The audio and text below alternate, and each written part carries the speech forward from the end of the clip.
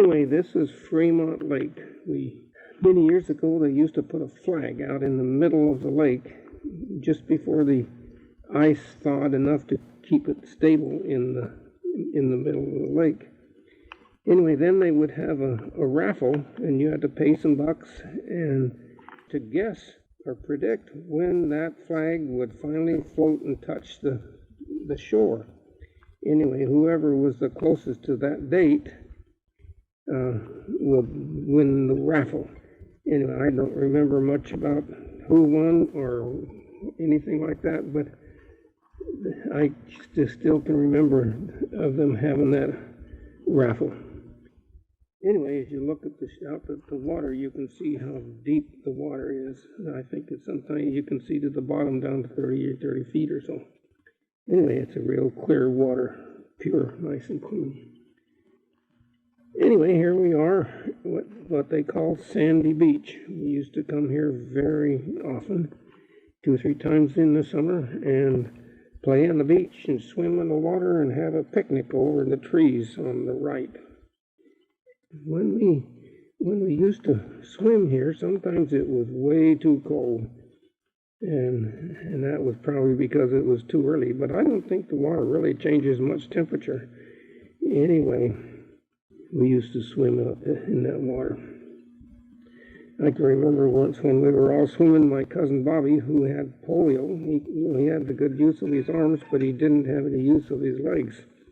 Anyway, he was out there swimming, and we were all out there having a good time swimming in the water. And all of a sudden, his mom started jumping up and down, hollering at us boys to go save Bobby because she thought he was drowning.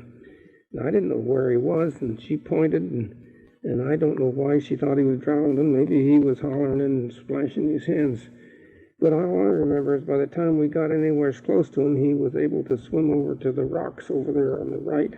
And he didn't drown because he lived many years after that.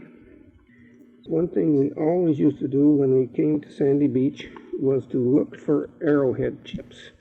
The Indians used to use this beach to chip arrowheads and make arrowheads for their hunting.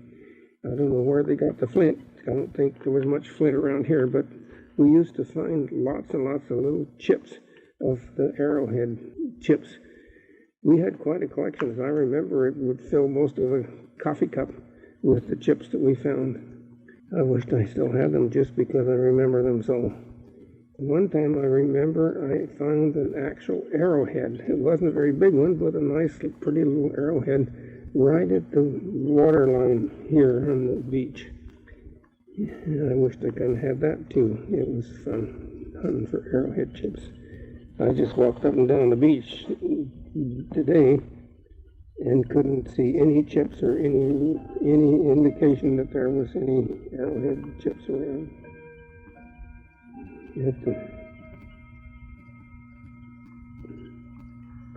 Anyway, there goes my clock. Well, just before we moved to Spokane, Dad got a contract to fix up some of the cabins over to the left there, over in the trees over there. And we stayed in there for about, I think, a month and a half or so. Only one of the cabins had a stove. The rest of them were just cabins to sleep in. I imagine they had some kind of a stove to heat it because it was still in the winter. When we first moved there, we had to dig our way into the cabin with the stove in it, cook stove in it, because the snowdrift was up against there, and we had to dig to get to the door. The cabins also were not equipped with water. You had to have a basin if you wanted to wash or drink water during the night. We went and had to go down to the lake where the lake was still frozen over and dig a hole in the ice to get water out of the lake. And the water was good because it was a nice clean lake.